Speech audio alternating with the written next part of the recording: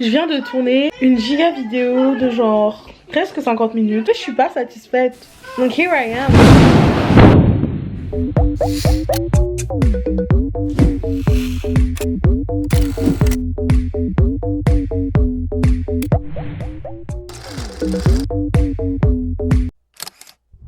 Hey, what's up guys? J'espère que vous allez toutes et tous très bien.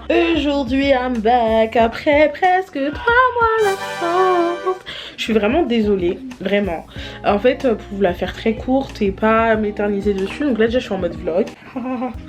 Pour pas m'éterniser dessus, je voulais la faire très courte. J'avais pas gros... C'est pour ça que je fais pas de vlog, parce que je suis trop nulle à ça, genre. J'avais pas l'envie, j'étais pas motivée pour. Dans ma tête, j'étais pas dans un mood filmé, dans un mood d'éclat. J'avais vraiment autre chose dans la tête. Je passais par beaucoup de choses dans ma life ces derniers temps qui ont fait que ma priorité c'était pas vraiment ça. Et s'il y a un truc qui est très important, c'est de ne pas se forcer. Parce que c'est comme ça que je pense. Et c'est la raison pour laquelle depuis début janvier je ne vous ai rien posté. J'avais prévu vraiment plusieurs vidéos en plus. Comme vous le savez peut-être, en février c'était le Black History Month, donc le mois représentant, on va dire, l'histoire noire entre grosses guillemets. C'est surtout quelque chose qui est américain, mais moi pour l'occasion je me suis dit je parle souvent de films américains dans ma chaîne. J'ai beaucoup évolué avec des acteurs et des actrices afro-américains et j'avais envie de les mettre à l'honneur pour ce mois-ci, parce que s'il y a bien un truc que j'ai remarqué, c'est que malheureusement ces acteurs et ces actrices là ne sont pas beaucoup mis en avant, ou on n'en parle pas beaucoup, alors que c'est des acteurs géniaux qui méritent une fame incroyable. Et du coup voilà, shame on me. Mais voilà, je suis de retour avec l'envie de filmer. Et en fait aujourd'hui, comme je vous ai dit, j'ai tourné une vidéo genre de 50 minutes, mais je l'ai trouvée, j'aimais pas comment ça rendait. J'avais tourné avec mon téléphone parce que du coup j'ai acheté un nouveau micro pendant tout ce temps d'absence. Mais en fait l'adaptateur pour la caméra je l'ai acheté mais il fonctionne pas, du coup il faut que j'aille en acheter un autre, enfin bref. Du coup voilà, alors que je voulais vraiment tester le micro, et avec mon téléphone du coup l'adaptateur du téléphone fonctionnait, mais bref j'aimais pas le rendu visuel et même tout ce que j'ai dit dans la vidéo. Je voulais faire un truc vraiment en mode haul. Prenez ça comme des vêtements que je vous donne à acheter. En fait là je vous offre des bons films à voir. C'est que du bénéf. C'est un haul positif. Voilà, parce que dans les hauls il y a des fois des déceptions. Là il n'y en a pas. Du coup c'est parti. Encore une fois, ça fait déjà un petit moment, je pense que vous l'avez bien remarqué, que je suis plus dans mon décor habituel pour de nombreuses raisons, mais je ne sais même pas si je vais y revenir, pour être honnête avec vous. J'aime beaucoup le fait de moi plonger les gens dans un format. Quand vous regardez des vidéos sur des gens qui font des revues de livres par exemple, ou de comics, je trouve ça cool quand il y a une bibliothèque derrière, quand il y a quelque chose. Mais du coup pour moi le décor un peu cinématographique, tout ça c'était vraiment hyper important. Je sais pas la nécessité d'avoir un décor, mais la nécessité de vouloir avoir un décor. Et là ouais, je suis plus trop dans ça. On verra quand je me remotiverai peut-être à le mettre, mais sinon pour le moment j'en ai pas trop envie, en espérant que ça vous dérange pas. Et en plus ce miroir il est très beau. Waouh, je le trouve très beau, donc ça fait aussi un beau background. Je vais faire un petit haul où j'ai dit que j'allais pas détailler dans la vidéo que j'ai tournée, mais j'ai beaucoup détaillé, ce qui m'a fait une vidéo très longue. Et là j'avais vraiment envie de faire un truc sans détail, mais avec un peu de détail, mais il faut pas trop, genre vous voyez ce que je veux dire. Du coup d'abord en première partie je vais vous parler des films que j'ai vus au cinéma pendant ces 3 derniers mois. Ensuite les films que j'ai découverts chez moi, qui étaient dans ma liste, que je n'avais jamais vu, que j'ai regardé pendant ces 3 derniers mois. Et pour finir 2 séries que j'ai découvert ces 2 derniers mois, vu ces 2 derniers mois, que j'ai beaucoup aimé. Désolée si je ne fais pas un avis très long, sans grand détail sur le film et tout, mais dont je vais parler, mais c'est vraiment parce que j'ai envie d'être le plus concrète possible, et de pas faire trop long. Donc c'est vraiment pas un avis détaillé, ne vous attendez pas à ça dans cette vidéo, c'est vraiment juste de la pure subjectivité avec un minimum d'analyse et d'avis quand même bien structuré, mais pas tellement. Pour commencer, Marry Me. Donc Marry Me, c'est un film qui est sorti je crois que la semaine de la Saint-Valentin, ou je crois une semaine avant, le mercredi d'avant, avec en tête d'affiche Jennifer Lopez et Owen Wilson. Donc c'est une rom-com comme on les connaît si bien, comme Jennifer Lopez a l'habitude de faire, comme elle a fait déjà il y a longtemps ou pas dans sa vie, hein. Et je trouve qu'elle fonctionne vraiment. Faut pas s'attendre à un truc de fou, mais en même temps faut avoir conscience de ce que l'on va regarder, hein. Donner également Maluma. Les musiques elles sont incroyables, il y a une musique dedans. Pour ceux qui ont vu le film vous verrez direct de quoi je parle, et d'autres allez écouter la playlist qui s'appelle du coup Marry Me, le même nom que porte le film, et version balade. La musique elle est incroyable, elle est géniale. Et vous savez mon rapport aux musiques de film, à quel point il est bref, à quel point il est incroyable. Et du coup ben ouais, j'ai vraiment un amour profond pour beaucoup de ses musiques et pour le film en tout cas, une sympathie énorme et je l'ai revu après en plus. Non franchement il est vraiment super cool.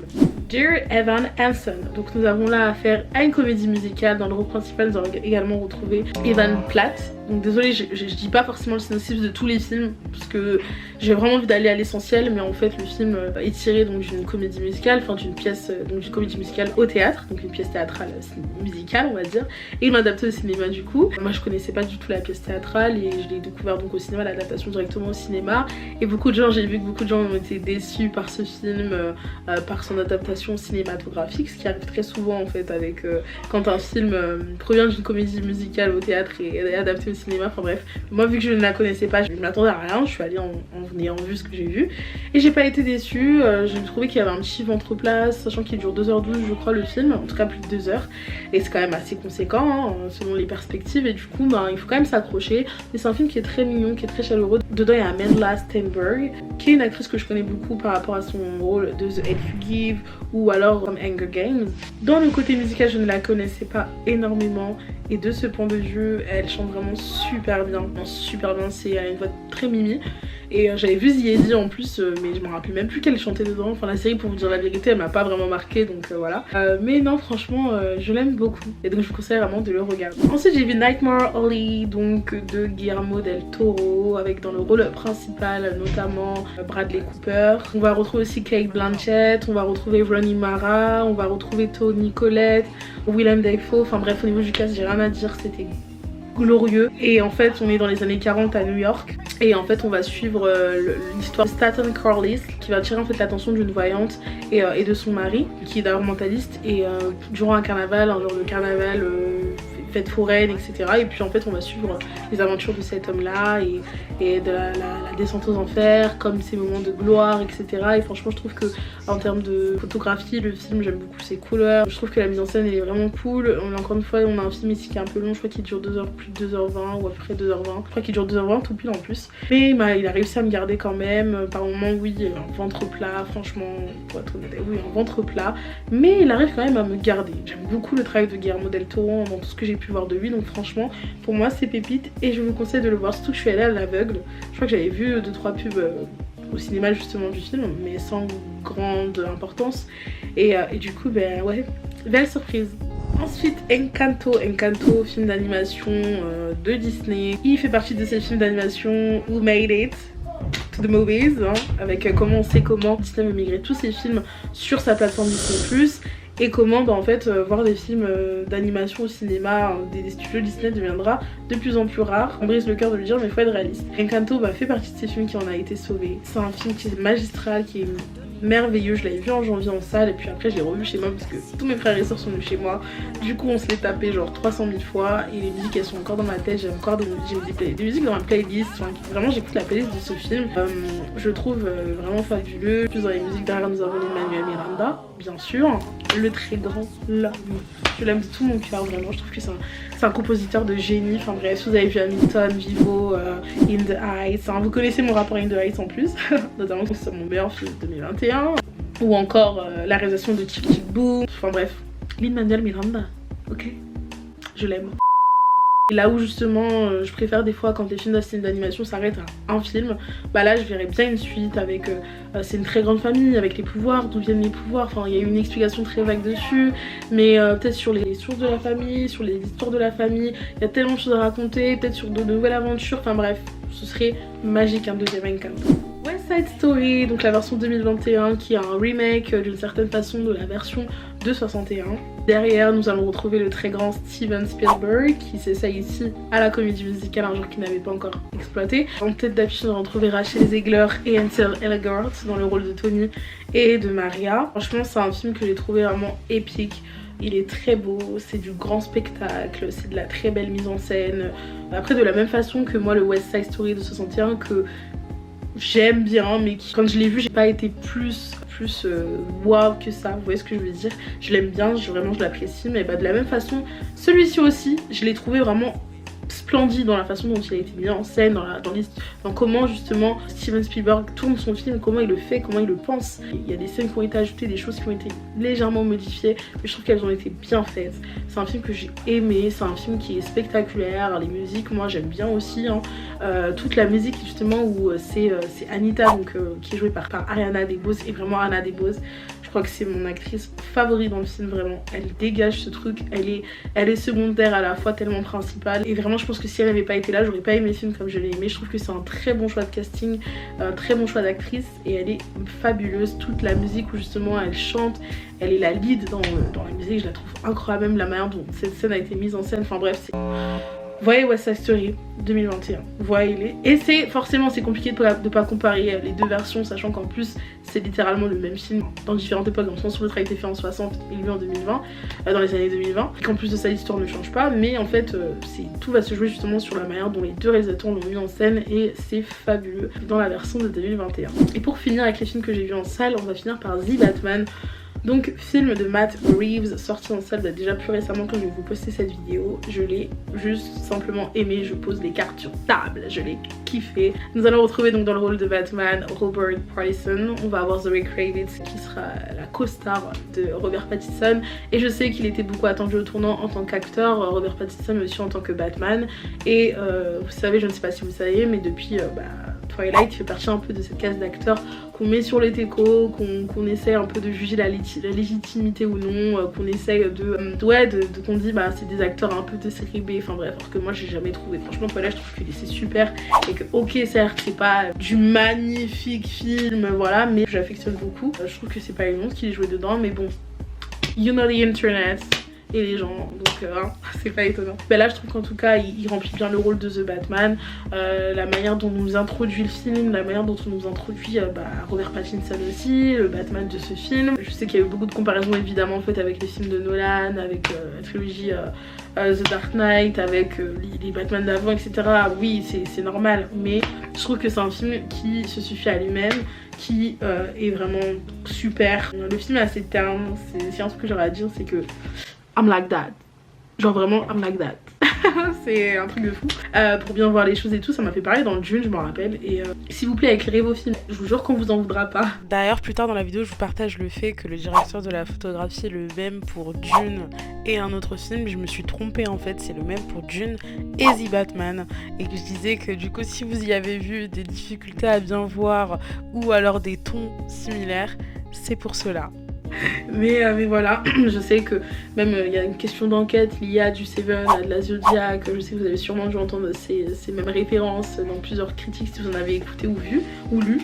Mais franchement ça se vaut, bref, j'ai tellement aimé ce The Batman. Et même si moi personnellement j'ai arrêté, j'aime beaucoup ce que je vais vous dire par la suite, mais à l'heure où les blockbusters sortent en masse et se ressemblent beaucoup, même si personnellement, si on sait tous très bien de quoi on parle, moi c'est des films que j'apprécie quand même, franchement, quand même il faut accepter le fait qu'ils en ressemblent beaucoup, que l'innovation n'est pas forcément la première chose qu'on recherche dans ces films là malheureusement, même si ça tend à le devenir, je l'espère, si je ne suis point naïve. Là ça fait plaisir de voir un film comme ça au ciné, et j'irai sûrement le revoir parce qu'après je sais qu'après un deuxième visionnage ton avis change, il peut changer positivement ou plus négativement, mais il changera. Voilà, donc je vous conseille vraiment d'aller le voir, il est encore en salle pour le coup, donc foncez. Maintenant on va passer donc au film que j'ai vu chez moi, que j'ai découvert à la maison. Look at that. Cigarette? Je vais passer très rapidement pour ces films parce que j'en ai beaucoup. J'en ai plein que j'en ai pas mis, que j'ai pas mis d'ailleurs parce que sinon ça va être extrêmement long, c'est pas le but. Donc on va commencer par Tic Tic Boom, pépite comédie musicale qui est inspirée de faits réels. Derrière dans la réalisation cette fois-ci, on a Lin-Manuel Miranda. Pépite, Andrew Garfield en l'acteur principal, c'est merveilleux. C'est un film qui m'a, parfois j'ai eu un peu de mal à rester bien captivée et tout. Je sais que notamment le contexte dans lequel je l'ai vu c'était pas le meilleur, genre je crois qu'il était genre 20h, j'étais en train de faire des trucs et tout, enfin bref c'était pas le moment idéal, mais c'est un film quand même que j'ai aimé. Je sais qu'il est pas derrière les musiques, Lin-Manuel Miranda, même si c'est un compositeur de fou malade, mais sa réalisation je la trouve aussi bien. Je trouve quand même que ouais non, il a été bien mis en scène, j'aime bien les mouvements de caméra, j'aime bien la manière dont on met en scène le film, j'aime bien qu'on montre à un moment donné des fausses images d'archives, enfin bref j'aime vraiment tout ce que le film représente, pour le coup j'ai rien à dire à ce niveau là. J'ai vu également Gone Girl de David Fincher, donc maintenant je comprends pourquoi on m'en parlait tant, je comprends pourquoi on me disait tant de le voir, il est incroyable. Et quand justement j'ai aimé genre j'ai pas vu tous les films de David Fincher, je crois qu'il y en a 5 ou 6, mais quand j'ai aimé déjà tout ce qu'il a fait, genre Zodiac, Fight Club, etc. Bref, tous les films que j'ai pu voir de sa filmographie, je m'attendais bien évidemment à aimer, mais je sais pas, j'ai pas sauté pas quoi. Arrêtez, je suis timide. The Game, etc. Enfin vraiment, c'était top. Vous voyez ce film, il en vaut vraiment la notoriété qu'il a. Ensuite j'ai vu The Irishman, donc film du très grand Martin Scorsese. Oui, on le dit avec l'accent ici. Donc avec en rôle principal Al Pacino, Robert De Niro ou Joey Pesci, qui est un film qui est sorti en 2019. Je sais qu'il a connu de très nombreuses polémiques, du fait qu'il a été nominé aux Oscars alors que c'est un film Netflix et patati et patata, du fait qu'il dure 3h30, blablabla, mais franchement il en vaut vraiment le coup. C'est un film un peu dans les mêmes thèmes que Martin Scorsese aime traiter, avec la question de la loyauté, de la famille, des histoires un peu sombres, des gangsters, mais encore une fois, il nous prouve à quel point c'est un cinéaste de génie et qui sait très bien mettre en scène ce qu'il veut raconter. J'ai beaucoup aimé The Irishman. Je peux pas venir vous dire j'ai trouvé trop long parce que gros en fait, quand un film il dure 3h30 et que tu le sais, bien sûr qu'il sera long en fait. Donc dire qu'il est trop long, genre, je sais pas si vous voyez ce que je veux dire. Quand tu vas voir un film de 2h30, ok, peut-être dire que c'est trop long, ça passe plus. Mais quand tu vas voir un film de 3h30, bien sûr qu'il sera long, genre c'est même pas un argument, je sais pas si vous voyez ce que je veux dire, la petite subtilité de ça. Et ouais, non, c'est un film qui m'a conquis. Et je pense que je le verrai une fois dans ma vie, quoi. Ou quoique, on sait pas. Faut jamais dire ça. Jamais. Première règle d'or, ça. Donc voilà, voyez-le. J'ai l'impression qu'il y a trois grandes parties que tu peux découper en petits épisodes. D'ailleurs, j'avais vu un petit schéma comme ça qui disait pour regarder le film, si vous n'avez pas envie d'enchaîner, vous pouvez pas. Regardez-le comme ça. Je trouve que c'est une très bonne solution. Moi, j'ai tout regardé en une traite, à part, je sais que je me suis arrêtée le premier jour où je l'ai vu parce que je devais aller dormir. Après j'ai continué les 2 heures ou les 3 heures, je ne sais plus combien qui me restait, enfin bref. Et vraiment, je trouve que les acteurs ils sont incroyables. En plus il y a eu tout un travail, je vous invite vraiment à quand vous allez voir le film à regarder ensuite The Irishman, The Conversation. Après avec Martin Scorsese et Joey Pesci, Al Pacino et Robert De Niro. Où ils parlent en fait sur le table du film, de la réalisation du making of en fait. Et où il y a eu une technique technologique pour les rendre plus jeunes dans certains moments du film, etc. Enfin c'est incroyable. Ensuite j'ai vu Me Before You, donc avant tout en français. Est-ce que ça suffit si je vous fais juste un cœur? Est-ce que c'est un argument? Est-ce que c'est une très bonne critique? Est-ce que c'est un très bon avis? Est-ce que c'est une masterclass cet avis ou pas? Non franchement, moi tous les films de toute façon de romans dramatiques, comédie, romantique, dramatique, c'est vraiment totalement mon dada, c'est mon délire, vraiment. Et ce film, je connaissais un peu, mais je l'avais jamais vu. Emilia Clarke dedans, elle est somptueuse. Sam Claflin dans cet homme désinvolte qui n'a aucun espoir en la vie, qui ne profite plus de rien, il est parfait dedans. C'est un peu, bon forcément il joue un peu des rôles un peu stéréotypés mais qui à la fois pour moi fonctionnent très bien et qui me dérangent absolument pas, vraiment ils sont pépites. Franchement je vous conseille vraiment de les voir. En plus je sais que dans la soundtrack il y avait justement, je crois que c'était le thème musical, enfin la musique principale, la musique de Ed Sheeran, The Photograph. Magnifique, mais magnifique. Masterclass en fait. Le thème masterclass, comment j'aime pas l'utiliser, mais là c'est du 2S, c'est la folie, c'est masterclass. Ensuite j'ai vu du coup The Tenant et Rosemary's Baby. Donc là je vais vous les lier ensemble parce que c'est 2 films de Roman Polanski. Désolée je voulais trop le faire. Qui sont cool. Et en fait c'est un peu anachronique de dire ça puisque en fait ça veut rien dire en fait. Mais je trouve qu'ils ont une modernité quand même. Une certaine modernité qui font que quand tu les vois aujourd'hui, si ce n'est que la qualité qui te donne un peu l'idée de l'époque, franchement c'est des films qui pourraient absolument être sortis aujourd'hui et qui auraient une légitimité plus qu'importante et que je trouve vraiment géniaux. J'aime bien la folie dans laquelle l'actrice principale de Rosemary's Baby est plongée. J'aime bien la bizarrerie des 2 films, que ce soit The Tenant, donc le locataire, et dans Rosemary's Baby. J'aime tout ce que... toute l'aura que les films dégagent. Vous savez, ces films horrifiques qui finalement ne sont pas là juste pour vous foutre des jumpscares partout, mais qui sont là pour vous effrayer par l'ambiance qu'ils installent, par la caractérisation de chacun des personnages, des situations effrayantes sans même pouvoir expliquer rationnellement pourquoi. C'est ce que représente ce film et franchement moi je trouve que c'est pépite, très clairement. J'ai vraiment aimé ces 2 films, je vous conseille vraiment de les voir. It is Extraterrestrial, encore une fois de Steven Spielberg. Franchement, un truc dont moi j'ai tellement peur, c'est de voir des films et des films cultes et classiques. Pourquoi? Parce que souvent je suis déçue. Et je déteste être déçue des films cultes et classiques parce que j'aimerais les aimer. Ouais, moi aussi je veux être une Yankee parfois. Ouais. Non mais plus sincèrement, en fait, les films cultes et classiques, enfin qui sont considérés comme tels, pour moi représentent tellement beaucoup dans le cinéma parce que j'aime bien savoir qu'il y a des choses en fait qui ont marqué l'histoire du cinéma. Il y a des choses, des films comme ça, qui sont des rêves, qui sont des films qui ont été tellement réussis dans presque tous les aspects qui font de ce qu'ils sont. Vous voyez ce que je veux dire? Et du coup j'ai envie de les aimer. Ouais, clairement. Et non, je vais pas vous décevoir parce que E.T. ça a été le cas. Non, E.T. ça a été le cas. J'ai eu conscience de ce que j'allais regarder. Je l'ai mis dans le contexte. Je crois qu'il est sorti en 80, E.T.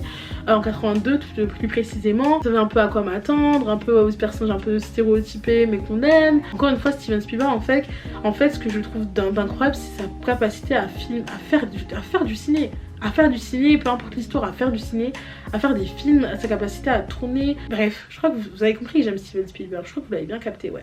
Ouais, du coup je vais m'arrêter là. Allez voir E.T. si c'est pas déjà fait. Ensuite, All About Eve que j'ai vu. Alors c'est un film qui est sorti en 1950. Dedans vous allez notamment retrouver Bette Davis, Anne Baxter ou encore même Marilyn Monroe.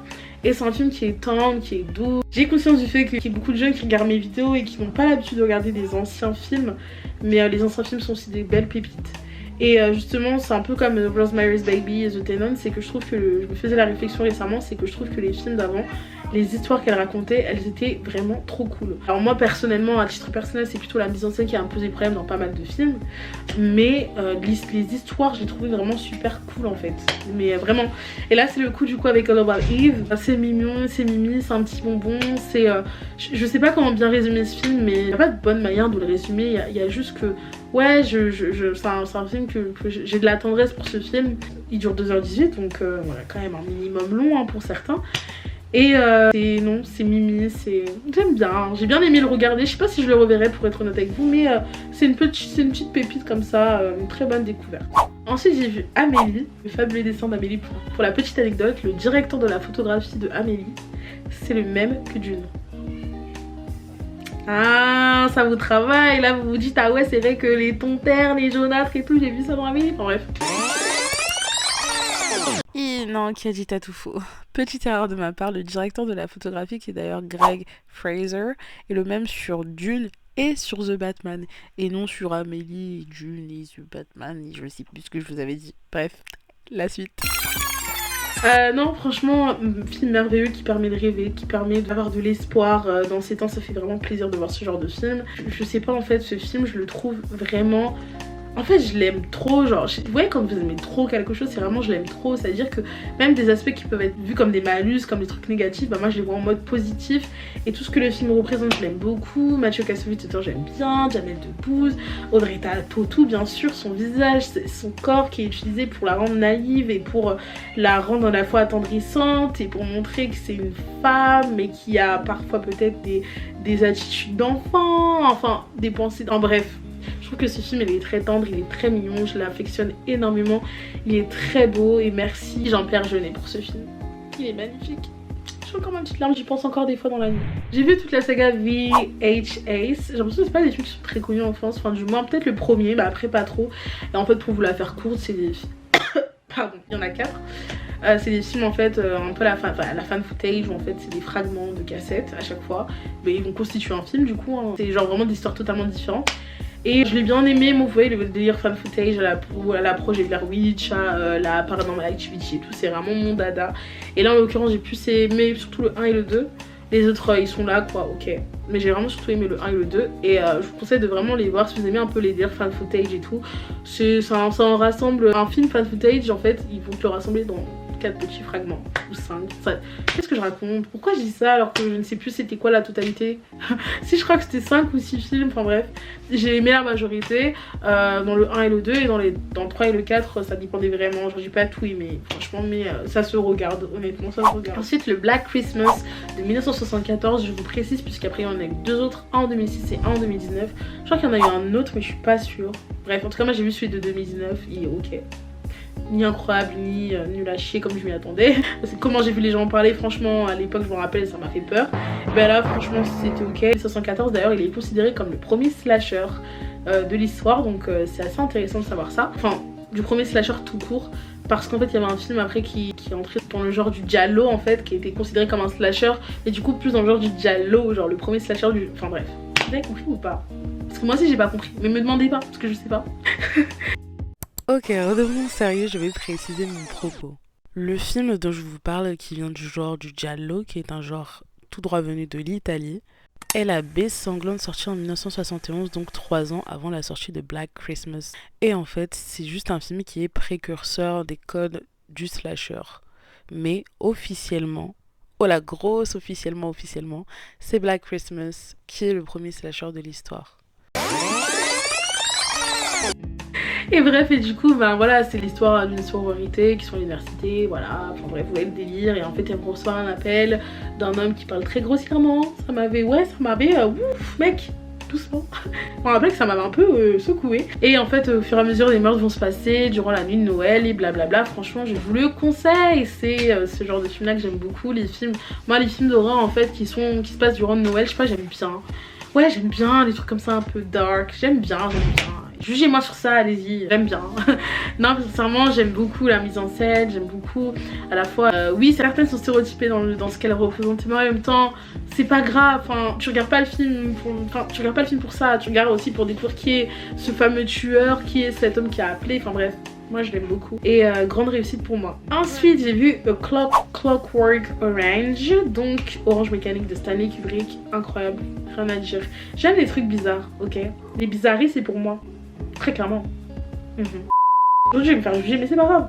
J'assume que j'aime les bizarreries. Et puis sincèrement, et puis j'aime vraiment le côté un peu sale du film. Vous voyez un peu le côté ouais, terne un peu, mais assumé quoi, assumé. Truc dérangeant, je pense que vous avez tous en tête la scène, même si vous savez pas que ça vient de là, bah vous le saurez aujourd'hui, mais des yeux grands ouverts avec cette espèce de truc qui les ouvre et rien que j'y pense, ça m'a marqué d'une façon assez malsaine les gars. C'est à dire que je fais des cauchemars de ça. Très clairement. Je fais des cauchemars de ça.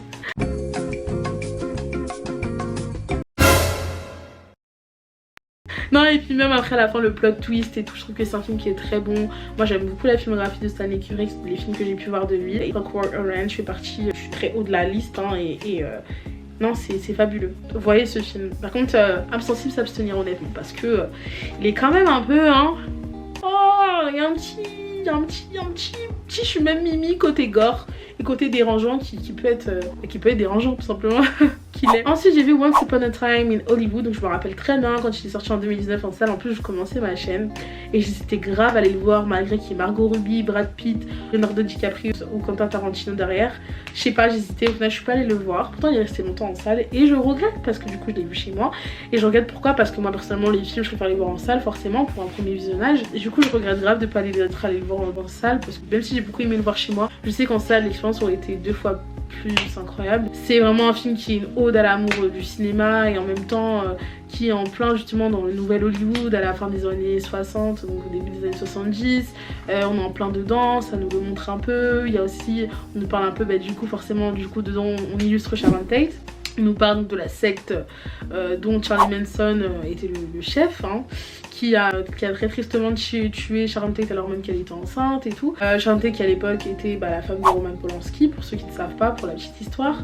Et du coup, non, j'ai vraiment aimé comment Quentin Tarantino l'a représenté, j'ai beaucoup aimé le délire du film en fait, tout simplement. L'atmosphère, la manière dont on représentait cette période là d'Hollywood qui est très importante et à travers du coup ces 2 personnages là qui sont Leonardo DiCaprio et Brad Pitt. Mais ouais, j'aime bien, et puis même le duo qui forme, enfin bref, vraiment j'ai beaucoup aimé ce film. Je crois que j'ai dit au moins 150 fois j'ai beaucoup aimé ce film dans cette vidéo et je crois que c'est pas prêt de finir parce que j'ai tout aimé. Ensuite j'ai vu le film Freaks qui est sorti en 1932. Les gars, encore une fois, je sais qu'il y a beaucoup de jeunes qui regardent mes vidéos qui se disent que ouais, peut-être les anciens films c'est gay, c'est pourri, c'est pas pour nous, c'est complètement faux. Et d'ailleurs, je me suis fait la remarque avec ce film que il me fait beaucoup penser à beaucoup de films récents que j'ai vus. Et quelqu'un m'a dit qu'en fait, oui, parce qu'en fait, il est un peu le père de tous ces films après qui sont venus par la suite, qu'on connaît. Et en fait j'ai fait cette réflexion notamment par rapport à The Greatest Showman où je trouve qu'il y a vraiment des liens entre eux. Et ce film montre la monstruosité, le lien humain et monstre, le lien, tout ça qui regroupe en fait. Et je trouve qu'il est incroyable et grave aimé le voir. Je sais qu'il y a une partie de la fin qui a été soit censurée soit perdue, on ne sait pas trop. Ça arrivait très souvent cette période à Hollywood et même après. Et je pense que ouais, il a à voir franchement. Même les acteurs, je les trouve vraiment super. C'est des films comme ça, comme j'ai dit c'est un peu cliché mais qui sont modernes pour leur temps, ça veut à la fois rien dire et à la fois vous comprenez ce que je veux dire. J'ai tellement aimé le voir en fait. je vous le conseille à fond les bananes. Allez le regarder. En plus j'avais vu très peu de temps avant Nightmare Alley, et pour les gens qui ont vu Nightmare Alley et qui connaissent Freaks, qui voient de quelle scène je parle ou qui ont vu le film Freaks, verront de quelle scène je parle. Genre au début quand William Dafoe dans Nightmare Alley présente ce qu'il présente. Ou est-ce que je veux dire dans La Fête foraine, et bien dans Freaks c'est un peu le même délire et je trouve que c'est incroyable. Enfin bref, du coup j'ai fait le lien, oh, bref, j'aime quand les films s'entremêlent comme ça, que je fais des rêves et tout, genre j'aime trop, voilà. Donc sur ces 3 prochains films j'ai un peu passé vite parce que comme je vous ai dit j'ai beaucoup de films dans cette liste qu'en plus certains j'ai pas pu mettre, mais j'ai pas envie d'éterniser cette vidéo. Mais du coup les 3 prochains films sont en fait la Snyder Cut de Justice League, This is the End et Ev's Bayou. Alors la Snyder Cut de Justice League, je pense que vous avez peut-être plein de vidéos dessus pour les gens qui s'intéressent, mais moi je la trouve bien évidemment parce qu'en fait c'est quand même facile de faire mieux sans être méchante. Je suis un peu piquante hein. C'est pas ennuyeux devant la version 2017, mais la version de Zack Snyder est quand même bien meilleure. En plus du coup moi j'ai regardé tous les films d'ici d'une traite, pas tous parce qu'il y en a que j'avais déjà vu, mais la majorité, enfin ceux que j'avais pas vu quoi.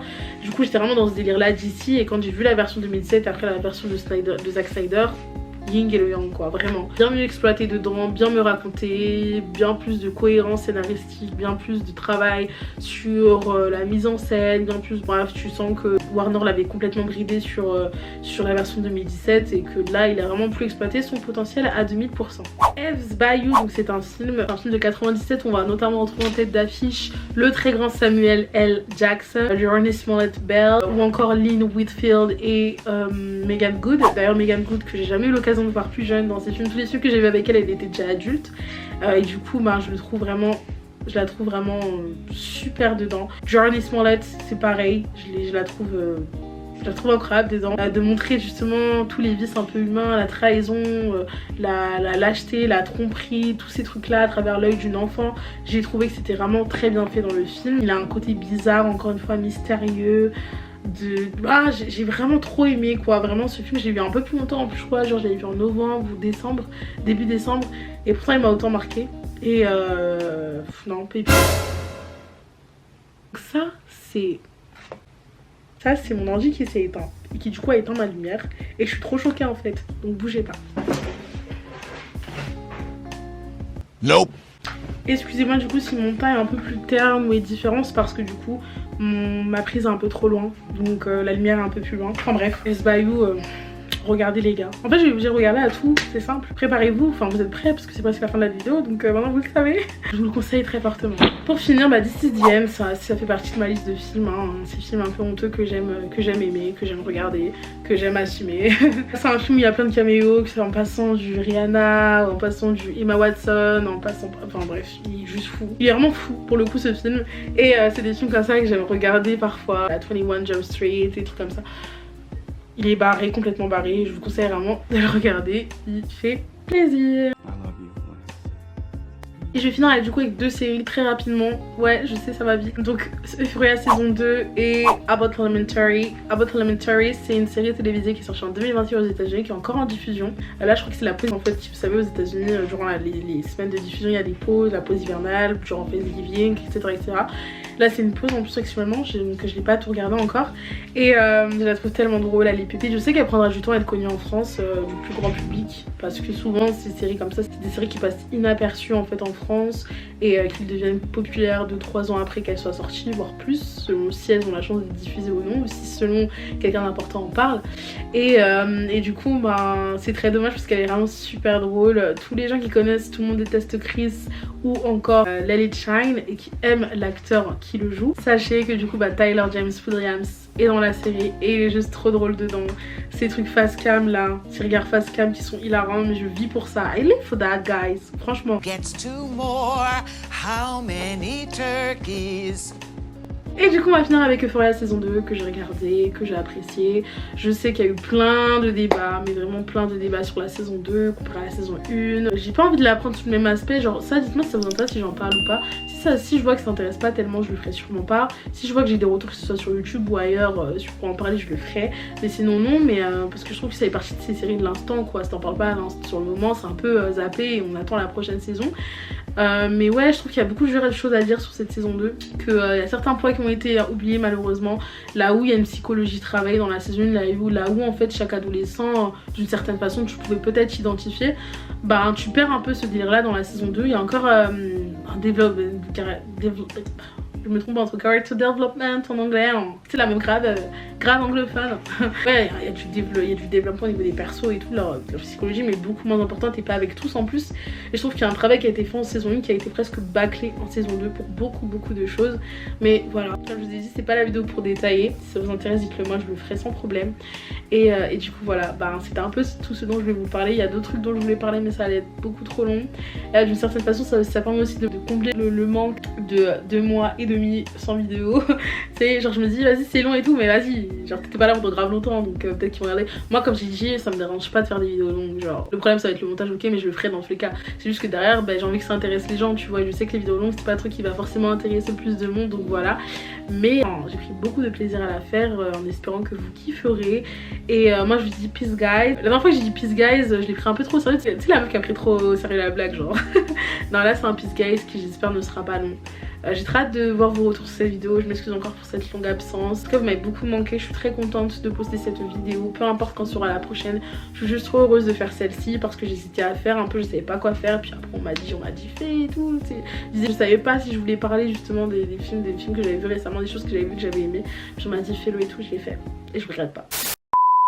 Guys, on se dit peace, à très bientôt je l'espère. Prenez soin de vous, je vous love. Et n'hésitez pas à me rejoindre sur mes réseaux sociaux, à commenter, à ce que vous voulez. En fait, je vous laisse le libre arbitre. Eh gros, j'ai soif, j'allais boire. Allez, peace guys. Ouais, avec les deux mains aujourd'hui.